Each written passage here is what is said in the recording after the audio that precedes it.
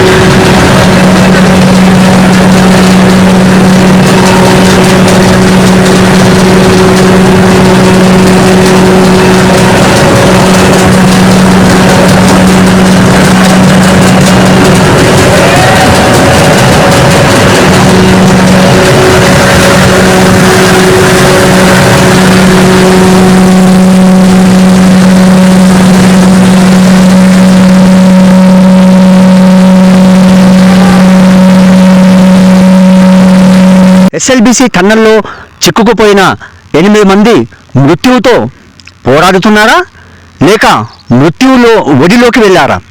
లేకుంటే వారు 8 మంది మృత్యుంజయులుగా బయటికి వచ్చి వాళ్ళ కుటుంబ సభ్యుల ఒడిలోకి వాళ్ళనున్నారా అనే అంశం సందిగ్ధం నెలకొంది. ఇప్పుడు ఎస్ఎల్బీసీ టన్నల్ దగ్గర మనం ఉన్నాం. అయితే ఇక్కడ తీవ్ర ఉత్కంఠ పరిస్థితి నెలకొని ఉంది. గత 8 రోజులుగా టన్నల్లో చిక్కుకుని పోయిన వారికి సహాయక చర్యలు చేపట్టాలని చెప్పి ఎన్డీఆర్ఎఫ్ బృందాలు, నేవీ, సింగరేణి బృందాలు దేశంలో వివిధ ప్రాంతాల్లో విపత్తులు నెలకొన్న సమయంలో అక్కడ సహాయక చర్యలు చేపట్టినటువంటి బృందాలు కూడా ఇక్కడికి చేరుకున్నాయి. అయితే ఈ ఘటనను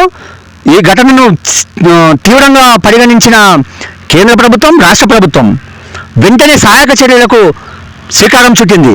అయితే ప్రస్తుతం టన్నల్లో ఇరుక్కుపోయినటువంటి వారు 8 మంది ఉన్నారు. అందులో 6 కార్మికులు ఉండగా 2 ఇంజనీర్లు ఉన్నట్లుగా కంపెనీ వారు చెబుతున్న విషయం. కాకపోతే వారు మట్టి దిబ్బల లోపల ఉన్నారా?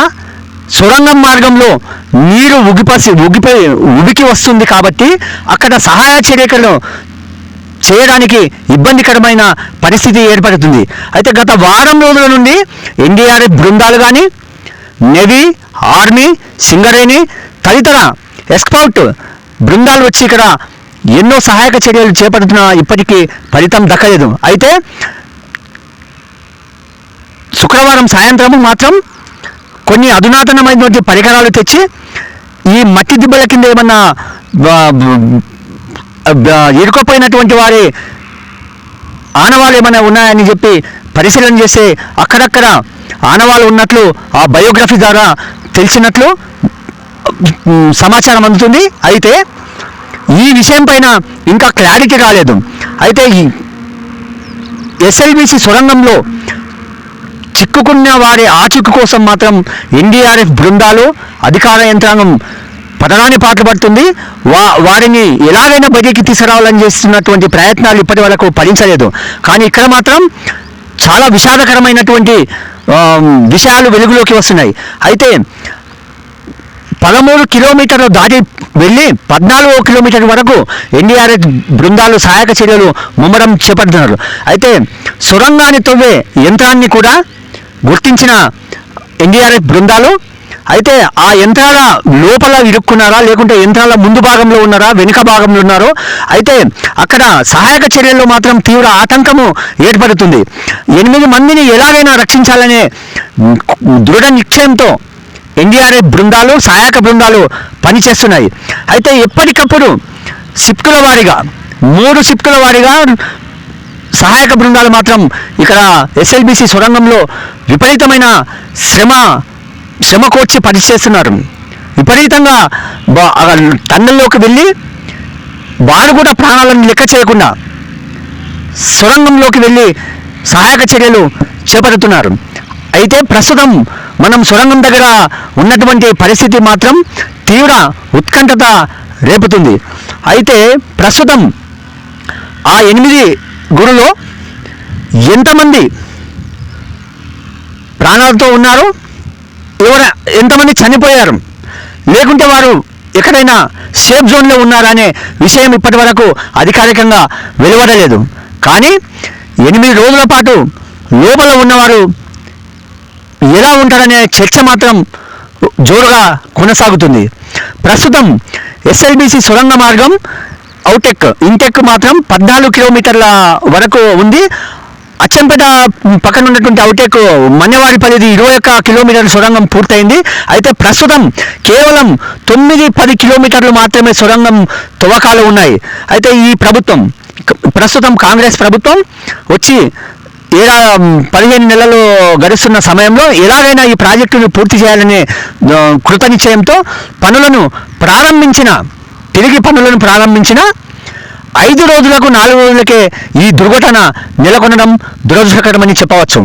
అయితే అందులో చిక్కుకున్న కార్మికులను మాత్రం ఎలాగైనా రక్షించాలనే పట్టుదలతో ఎన్డీఆర్ఎఫ్ బృందాలు మాత్రం ఎంతో శ్రమించి కృషి చేస్తున్నారు. అయితే 14 కిలోమీటర్ల ఉన్నటువంటి ఈ టన్నల్ ప్రస్తుతం ఇందులో 13 కిలోమీటర్ల నుండి 14 కిలోమీటర్ వరకు మొత్తంగా బురదమయంగా పేరుకుపోయి ఉంది. అయితే పైనుండి సొరంగం పైకప్పులు కూలిపడడంతో పైనుండి నీటి సెలవులు కూడా వస్తుండటంతో సహాయక చర్యలకు కొంత ఇబ్బందికరమైన పరిస్థితి ఏర్పడిందని చెప్పవచ్చు. అయినప్పటికీ ఎన్డీఆర్ఎఫ్ బృందాలు, ఆర్మీ, నేవీ, సింగరేణి నిపుణులు ప్రతి ఒక్కరూ సొరంగంలోకి తమ విధులను సక్రమంగా నిర్వహిస్తూ ఎలాగైనా వాళ్ళని ప్రాణాలతో బయటికి తీసుకురావాలనే దృఢ సంకల్పంతో వాళ్ళు పనిచేస్తున్నట్లు కనబడుతుంది.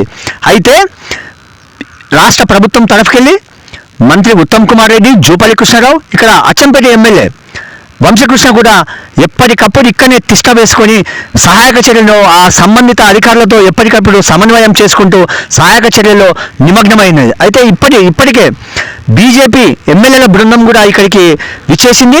వారు కూడా ఈ పరిణామాలను మొత్తం సందర్శించి పరిశీలిస్తున్నారు. అయితే ప్రస్తుతం 8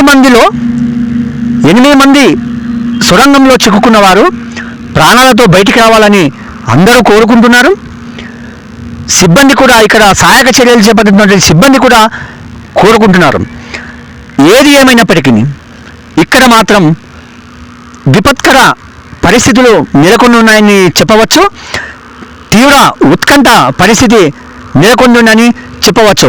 మనకు శ్రీశైలం ఎడమగట్టు కాలువ నుండి ఈ సొరంగ మార్గం ద్వారా ఉమ్మడి నల్గొండ జిల్లాకు సంబంధించి 3.5 లక్షల ఎకరాలకు సాగునీరు అందించాలని, అదేవిధంగా 500కు పైగా ఫ్లోరైడ్ గ్రామాలకు తాగునీరు అందించాలనే దృక్పథంతో ఈ ప్రాజెక్టును రూపకల్పన చేసి శంకుస్థాపన చేసి పనులు ప్రారంభించారు. అయితే ఈ ప్రాజెక్టు దురదృష్టవశాత్తు ఈ ప్రాజెక్టు కొన్ని ఏళ్ల తరబడి వారి కొనసాగుతుంది.